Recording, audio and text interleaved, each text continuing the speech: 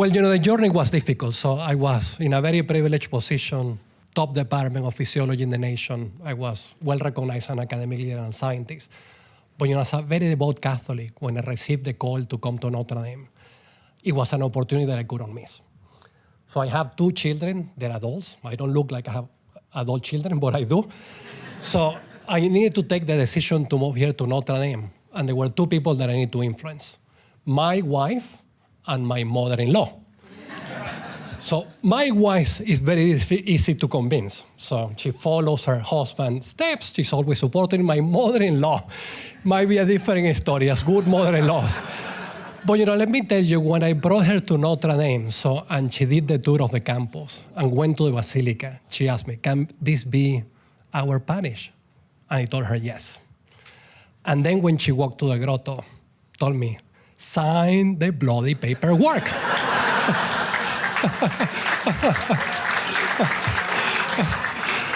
So she was really, really moved. And let me tell you, the grotto is very special, not only for all of us, we are members of the Notre Dame community, but this time it's a very strong symbol of our faith. And I think as we discuss miracles and signs today, I think it's as well a very strong symbol of how the College of Science and the academic enterprise can cooperate and actually contribute with the religious mission of the university. So let me just now go to the history of the grotto. So you probably know a little bit the story. So that, let me see, not check books again. I'm obsessive about fundraising. But if we go to the events that transpire in this humble French town of Lourdes in 1858, they continue to captivate and inspire people around the world. It was on February 11 of that year that a young peasant girl named Bernadette Soubirous, accompanied by her sister and a friend, ventured out to gather firewood near a cave on the river of Po. Their path led them to the Massiville Grotto, and assuming a natural cavity where Bernadette's life would forever change. In this tranquil setting, she reported a series of Marian apparitions, forever altering the spiritual landscape of the region and drawing pilgrims across the globe.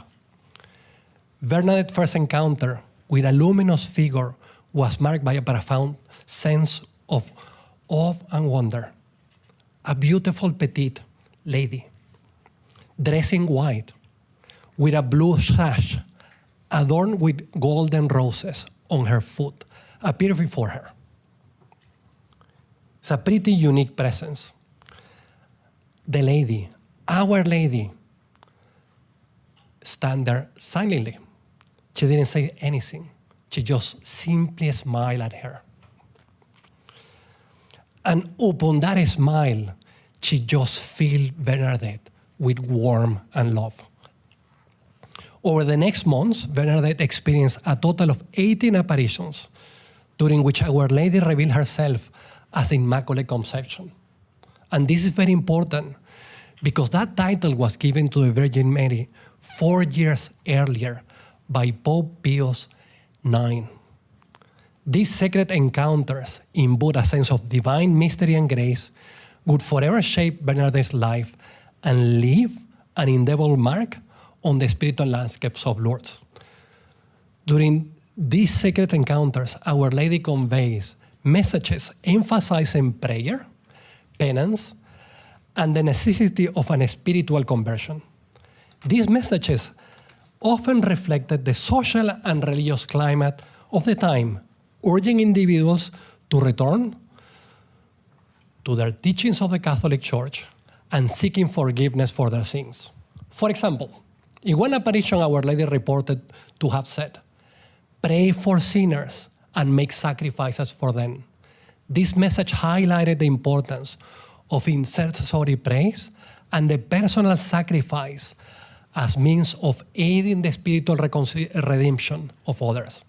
In another instant, Our Lady is said to have encouraged Bernadette to fast and abstain from meat on Wednesdays and Fridays, following the traditional abstinence in the Catholic Church.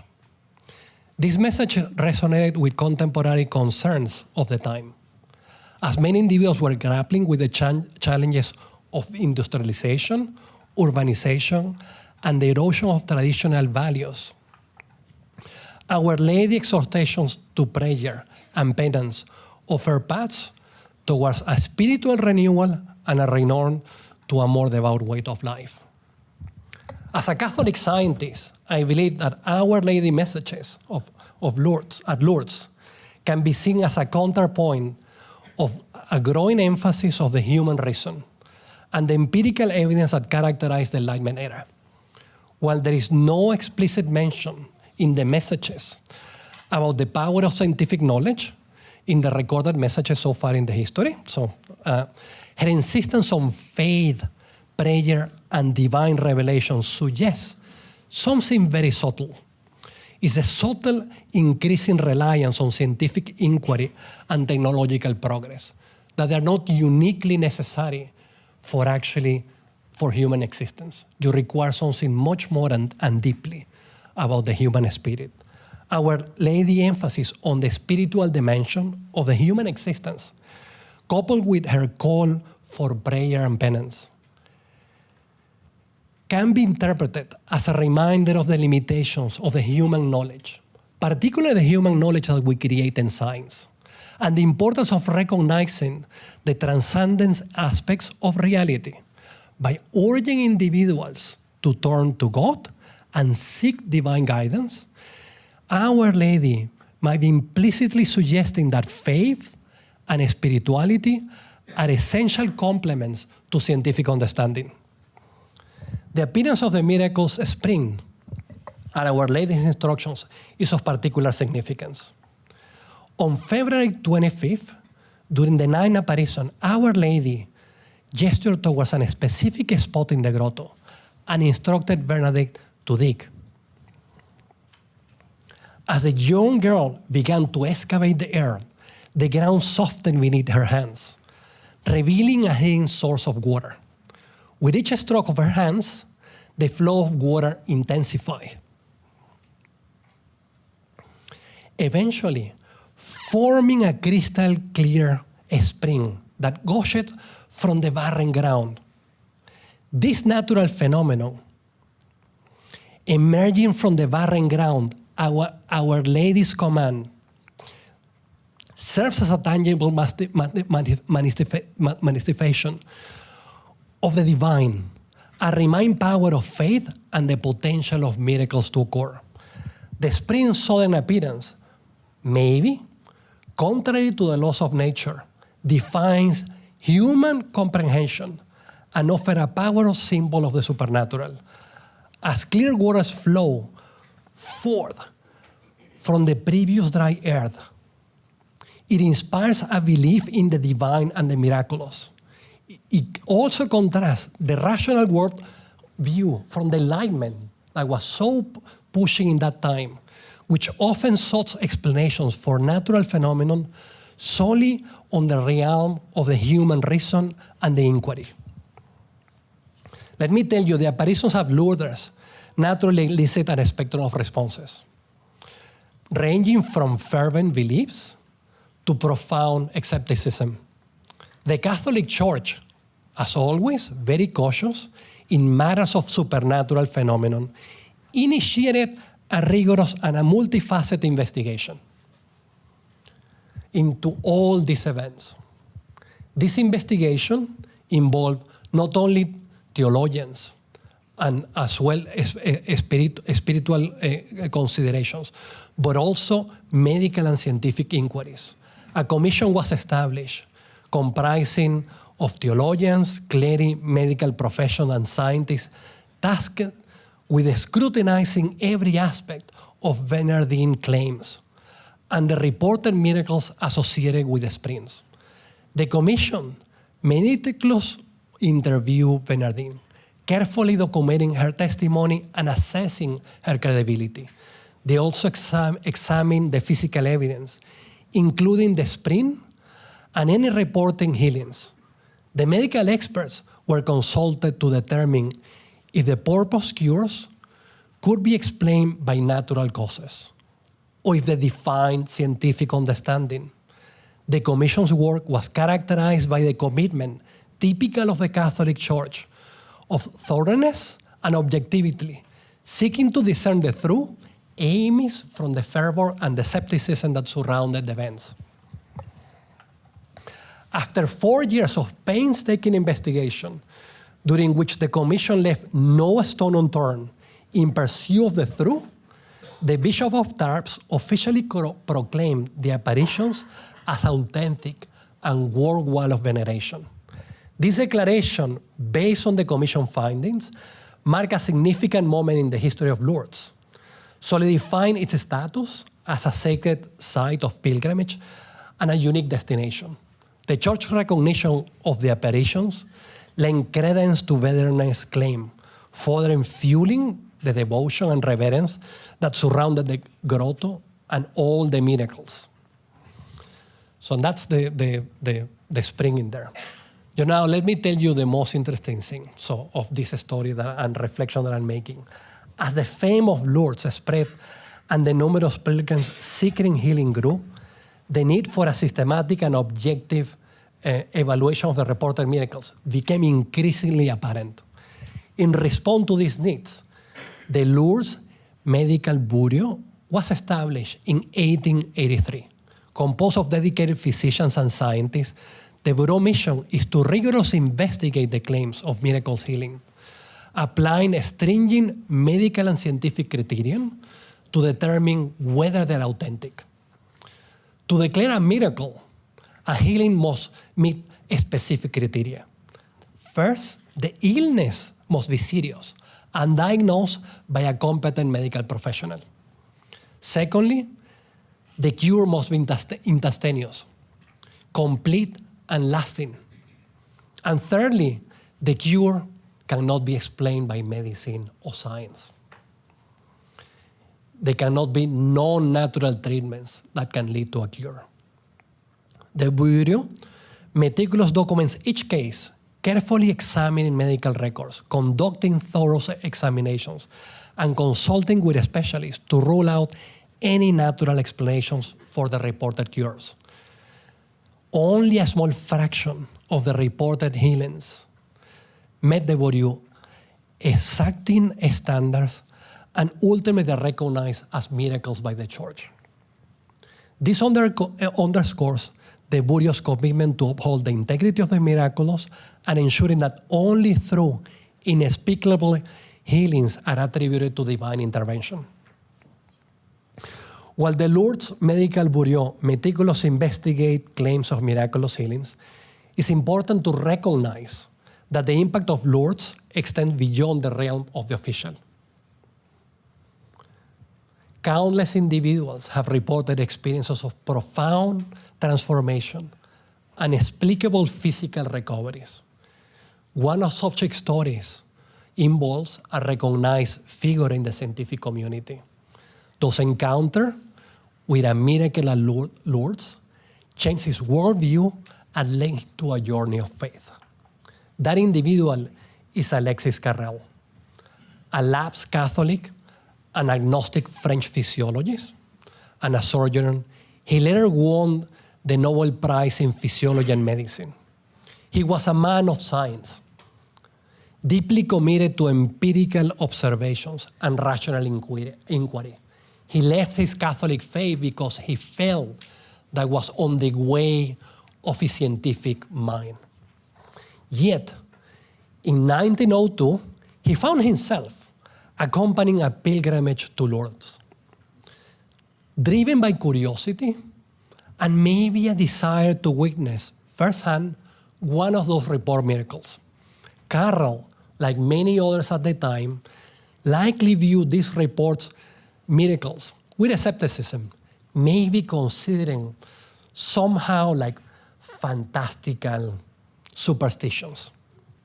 During his visit, Carrel encountered a woman, Marie Vallee, a woman suffering a terminal tuberculosis peritonitis. It's a bacterial infection of the abdomen. Her condition was dire, with doctors, including Carrel himself, believing she had only days to live. Carrel observed as Mary was immersed in the spring's water at Lourdes. To his astonishment, her condition began to improve dramatically. Her pain subsided. Her abdomen that was inflamed flattened down. And within days, she was on the path to full recovery, defying all medical explanations. This inexplicable healing had a profound impact on Carrel. Despite his scientific training and skepticism, he couldn't deny the reality of what happened in front of his eyes. These events planted seeds of doubt in his agnostic worldview. Well, I'm giving another show here. And prompting him to discover and reconsider the limitations between science and faith. Let me tell you, the journey he embarked was quite unique and special. In the years that followed, Carrel embarked on a journey of exploration, investigating the relationship between science and faith.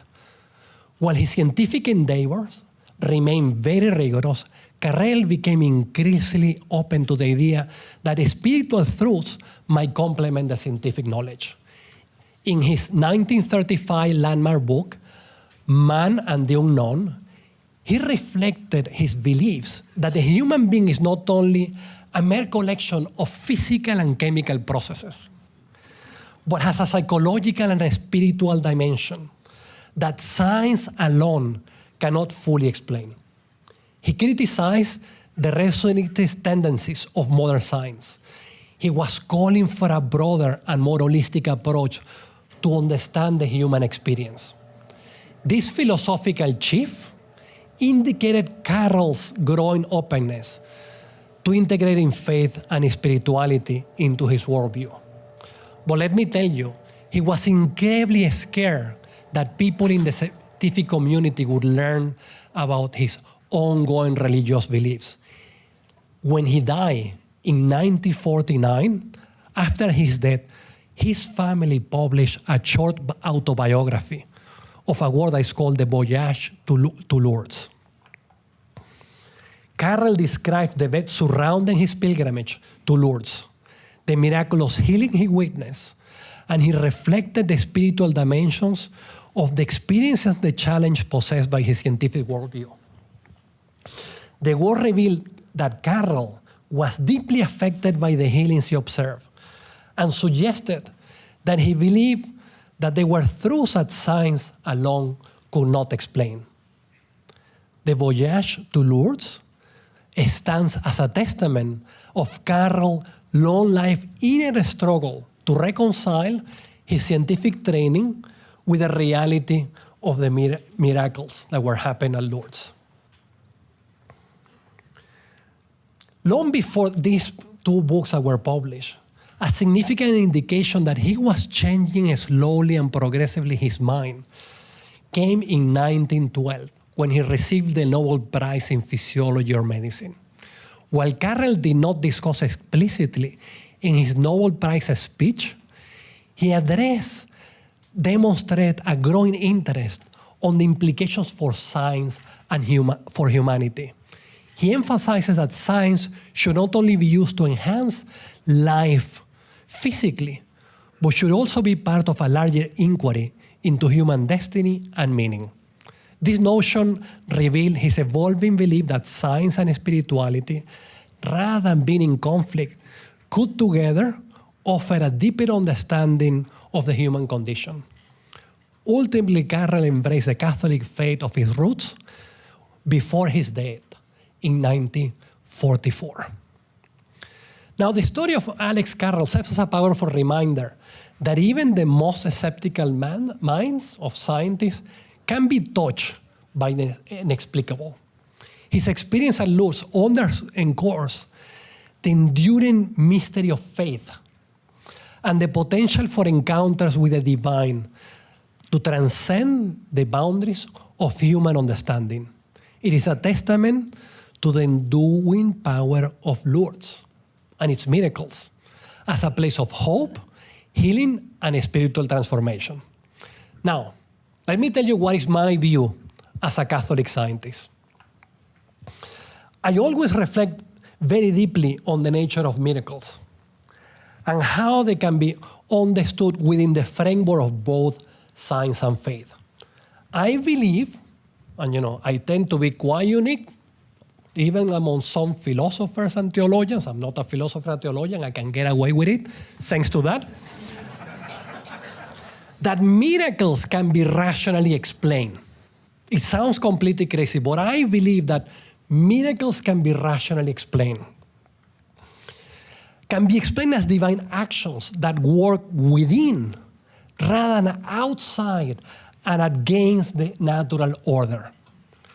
This view avoids the extremes that I'm showing here on the slide.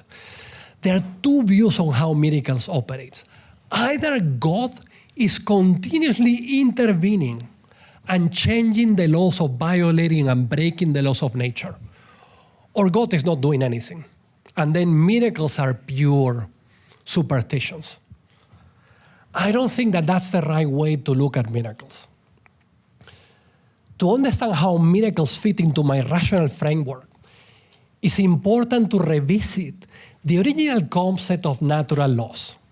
For early pioneers of modern science, such as Newton, Boyle, or Leibniz, the laws of nature were not impersonal forces operating independently of God, but they were expressions of God's will, His ongoing governance of the universe. They understood the orderliness of the cosmos as evidence of a rational creator who had designed the world that operate consistently and accordingly to the principles of the human mind that could be discovered and described mathematically. This theistic understanding of the natural law provided the foundations of modern science. As C.S. Lewis famously noted, men became scientific because they expected law in nature. And they expected law in nature because they believe in a legislator. They believe in an orderly universe governed by divine decrees, motivated early scientists to search for and codify the laws of nature, confident that they were uncovering the rational design of the creation. They were cooperating with the Creator to discover the mysteries of the universe. However, during the Enlightenment, a shift occurred in which the laws of nature came to be as an autonomous explanation for how the world operates, separate from any need for divine involvement. This led to the modern view that miracles, if they occur, must break or violate these laws.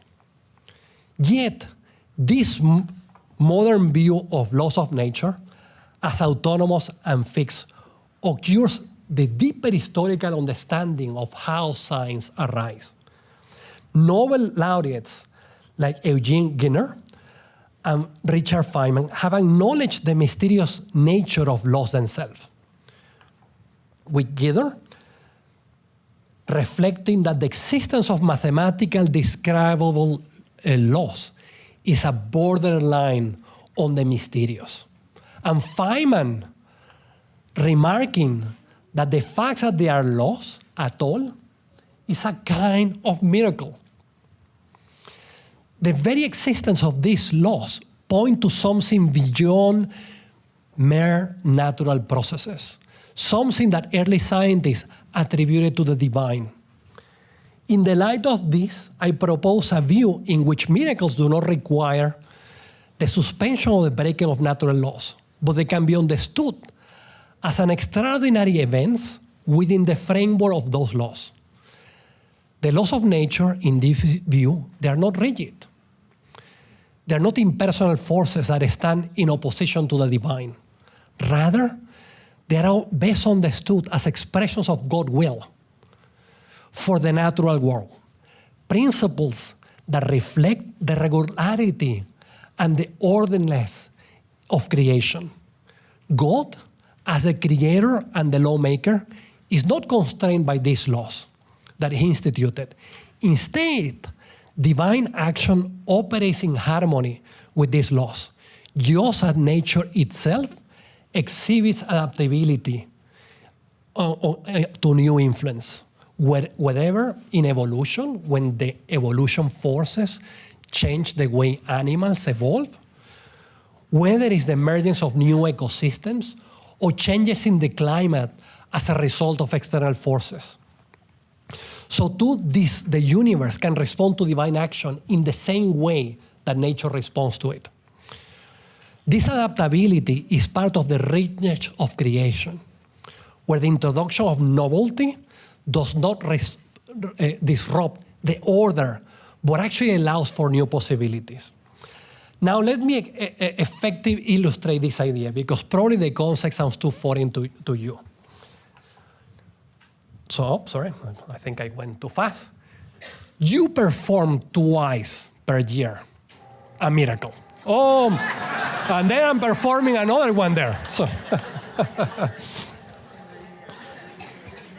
So the best way, another miracle here. So, well, the best way to explain this, imagine this watch that you have here, a Detroit watch, Chinola, American-made. It's a perfect mechanism of the universe. Imagine that all the universe is there. And suddenly, you have the time that is expression of the universe in a given time point.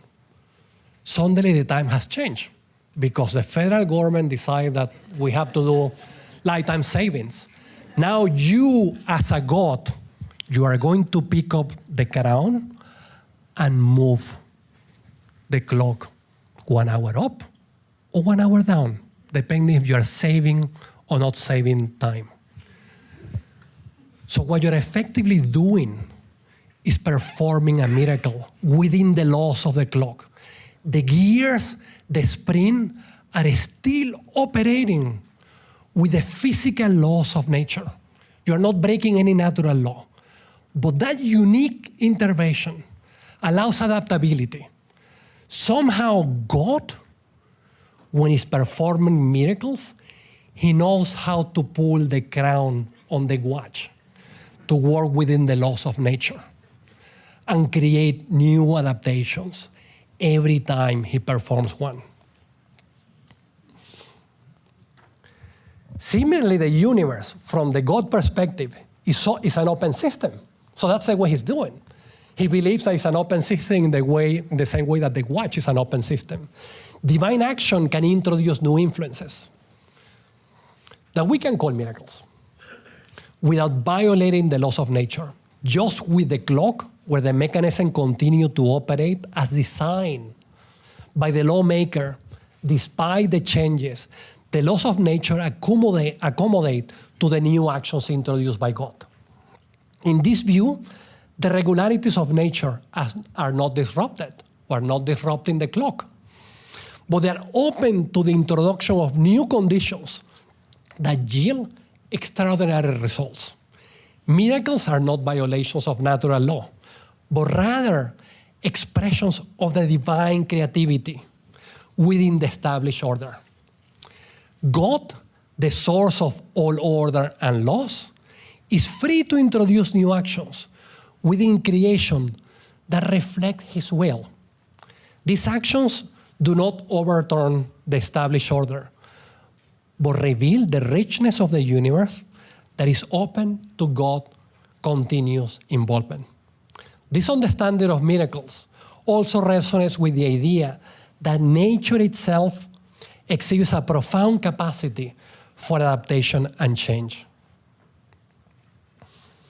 In summary, this reflection I'm proposing to you that miracles are not violations of laws of nature, but rather an extraordinary act of divine that will occur within the framework of those laws. The laws of nature themselves are not independent entities that constrain God's actions, but they are expressions of his ongoing governance of creation. As the lawmaker, God does not need to break the laws to act within the world. Rather, these laws are the very means through which his actions are realized. This view allows for an harmonious relationship between faith and science. It avoids the extremes of the people who believe that God needs to be overriding the laws of the universe to create miracles, or the ones who doesn't believe that God is there and we just have superstitions when miracles occur.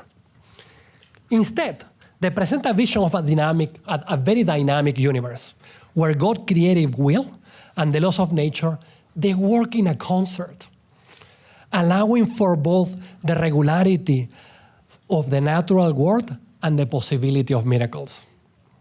By understanding miracles in this way, we can bridge the perceived gap between theology and science, recognizing both that are rooted within the same source of truth, which is God himself. Miracles, far from undermining the laws of nature, reveal the deep order and purpose of creation that is continuously open to the actions of its creator. In the light of this broader understanding of miracles, the apparitions at Lourdes offer more than an historical significance.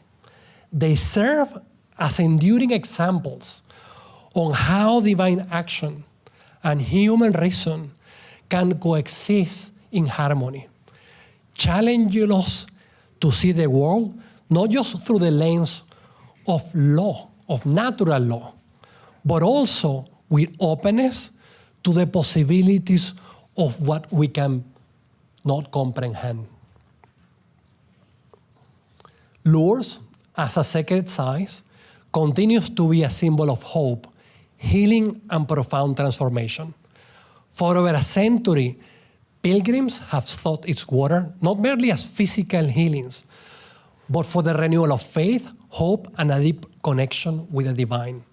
The spring, which appeared at Our Lady's instructions, stands as a powerful reminder that faith and miracles can move beyond the confines of human logic, and the divine can manifest itself within the very laws that nature governs the universe. Personally, I find great significance in this balance between faith and reason. Lourdes is not only a testament for the power of the divine action, but also for the capacity of the human heart to remain open to the miraculous, even in a world increasingly seeking to explain everything through lines alone.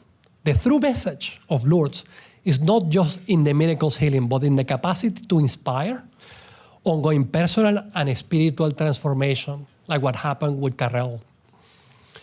In reflecting on the legacy of Saint Bernadette, we see an example of humility and a steady faith, qualities that remain relevant today.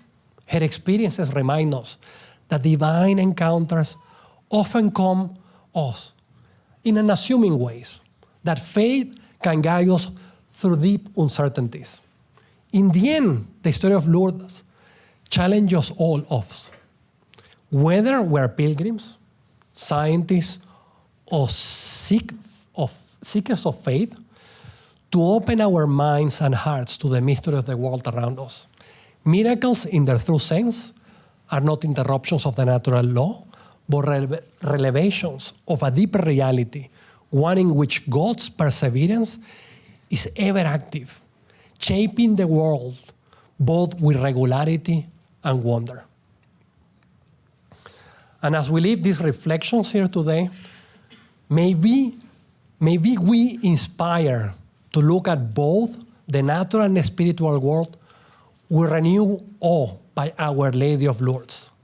Confident that faith and reason are not in opposition, but they are partners in a journey towards a deeper understanding of the divine. Notre Dame, our mother, our hope, seat of wisdom, pray for us. Thank you.